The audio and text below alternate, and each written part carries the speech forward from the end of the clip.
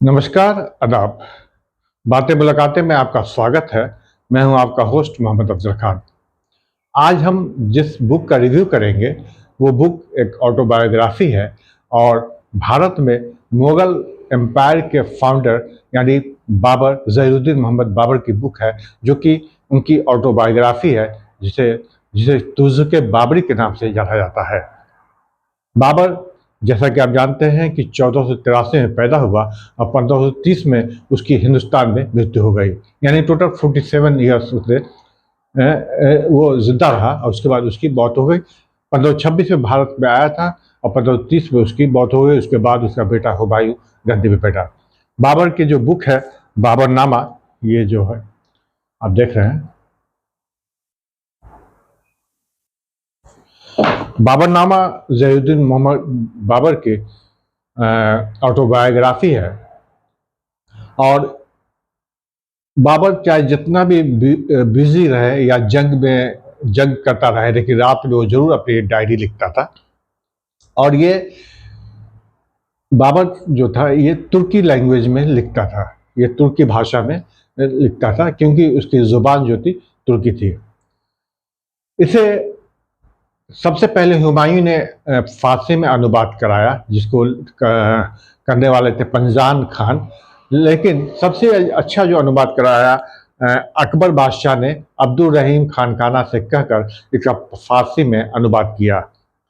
उसके बाद फ्रेंच में वेवर ने इसका अनुवाद किया है, और जो आज हमें जितने भी तर्जुमे मिलते हैं इंग्लिश में या उर्दू, हिंदी, ये वेवर के ही अनुवाद से हमें मिलता है। इसमें टोटल 318 पेज हैं और 122 पेज पे उस वक्त के फोटो हैं, माने पेंटिंग है। अकबर ने ईरान से एक पेंटर को बुलाया था और बाबर ने जिस वाक़ये का जिक्र किया है उसको पेंटिंग की शक्ल भी उसमें दिया है। और ये जो बुक है, जो अब्दुल रहीम खानकाना ने अनुवाद किया था, ये बुक आपको लंदन म्यूजियम में इसकी ओरिजिनल कॉपी रखी हुई है। बाबर ने के जो ये तर्जुमा है बाबरनामा, इसको हम 3 पार्ट में बांट सकते हैं। पहला 1494 टू 1503, 1494 से 1503 जब वो फरगना में शासक था। उसका 1504 से 1525 जब वो काबुल में हुकूमत किया, और 1526 से 1530 जब वो भारत में हुकूमत किया। उसके बाद बाबर जो है इसमें शुरुआत करता है कि कैसे वो जब वो पैदा हुआ तो सिर्फ 13 साल की उम्र में वो बादशाह बन गया, और किस तरह अपने भाइयों के साथ युद्ध करता रहा, और भाई चारों तरफ से भाई उसे परेशान करते रहे, लेकिन फिर भी वो डटा रहा। उसके बाद लिखता है कि कैसे वो फरगना से काबुल पहुंचा और काबुल में उसने हुकूमत की, और काबुल के बाद वो फिर किस तरह भारत आया, इसमें आपको पूरा विस्तार मिलेगा। वहाँ पे बाबर लिखता है कि जब वो काबुल में गया तो वहाँ पे उसे तरह तरह के मेवे, अखरोट, मेलन मस्क, उसके बाद ड्राई फ्रूट्स वगैरह मिले। वो देखकर बड़ा खुश हुआ। बाबर जब भारत आया तो भारत के बारे में वो लिखता है कि भारत में आने के बाद उसे लगा कि भारत के जो लोग हैं वो उतने महज़िब नहीं है, एक इंसानियत उनके अंदर नहीं है। भारत के लोग नंगे घूमते हैं। उसने लिखा है, नंगे घूमने मतलब लिखा है कि सिर्फ वो एक लंगोट बांधे रहते हैं।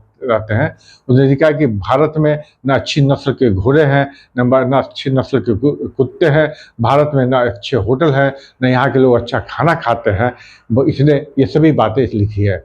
लेकिन वहीं दूसरी तरफ लिखता है कि भारत जो है एक बहुत बड़ा मुल्क है और यहाँ पे धन संपदा की कोई कमी नहीं है। भारत में बाबर आगे लिखता है कि यहाँ पे सोने चांदी की बहुतियात है, यहाँ पे पैसे की कोई कमी नहीं है। भारत लिखता है कि यहाँ के लोग पैसे को किस तरह काउंट करते हैं। व्याप्त उसने लिखा है कि कैसे 1 लाख, 1 लाख से 10 लाख, वो पूरा एक आंकड़ा दिया है कि कैसे यहाँ के लोग पैसे को काउंट करते हैं। भारत के बारे में बाबा लिखता है कि यहाँ उसे जो पसंद आया, यहाँ का उसे मौसम पसंद आया। यहाँ के मौसम से अच्छा कहीं उसे मौसम नहीं मिला, क्योंकि यहाँ उसे चारों मौसम मिलते हैं, जाड़ा, गर्मी, बरसात। और उसे बरसात का मौसम यहाँ बहुत पसंद आया, क्यों उसे लगा कि यहाँ पे उसके अलावा भारत में उसने यहाँ के फलों के बारे में भी कुछ लिखा है कि फल बड़े अच्छे मिले। उसके अलावा यहाँ के फूलों की उसने तारीफ की है। यहाँ पे फूल जो है, फ्लावर जो है बहुत अच्छे अच्छे हैं, उसकी खुशबू उसे बहुत पसंद आई। बाबर आगे ये लिखता है कि यहाँ के लोग पे एतबार करना मुश्किल है, क्योंकि वे धोखा देते हैं। उसके बाद बाबर आगे ये लिखता है कि यहाँ की जलवायु के बारे में बहुत अच्छा डिटेल लिखा है, यहाँ की मिट्टी के बारे में उसने लिखा है। उसके अलावा बाबर चूँकि एक बहुत ही अच्छा शायर भी था, उसके इस बुक में आपको शायर के तर्जुमे, शायर का जो शायरी जो है फारसी का है, उसका तर्जुमा भी है, आप उसे पढ़ सकते हैं। बाबर हालांकि काबुल में रहा या भारत में रहा, लेकिन हमेशा वो अपने मातृभूमि यानी फरगना को याद करता रहता था। इसमें लिखा है फरगना की रियासत में 7 शहर है। उसमें लिखता है कि 5 दक्षिण में यानी साउथ में है, और 2 वहाँ पे दरिया है के उत्तर में है। वो लिखता है कि फरगना जो है, ये फरगना की रियासत की राजधानी है जो अंदरझीन है। वो लिखता है कि फरगना उसे बहुत याद आता है और बहुत मिस करता है, और ये नेचुरल बात है कि किसी को भी अपना जो मातृभूमि है, अपना मुल्क याद आता है। उसके बाद उसने कई युद्ध का वर्णन किया है कि कैसे उसने लड़ा, किस तरह प्लानिंग की, यहाँ के बारे में उसने पूरा डिटेल दिया है। उसने एक लिखता है कि एक युद्ध का वर्णन करता है कि एक आदमी ने इब्राहिम बेग पर निशाना ताना, लेकिन तभी इब्राहिम बेग हाय हाय चिल्लाया और आदमी ने तो उसे निकालने दिया, लेकिन गलती से मेरे बाजू के नीचे कांक में इतनी पास से गोली मार दी जितनी पास एक संतरी दूसरी संतरी खड़ा होता है। मेरे कवच के 2 तख्तियों में दरारें पड़ गई थी। मैंने एक आदमी पर गोली चलाई जो किले की दीवार के साथ अपनी टोपी ठीक करता हुआ भाग रहा था। बाबर ने वो भी वाकया लिखा है जब एक किले पे उसने 2 दुश्मन फौजियों को कंधे में दबाकर दौड़ गया था। इसमें बहुत से ऐसे वाकयात मिलेंगे बाबर के जो आपको पढ़ना चाहिए।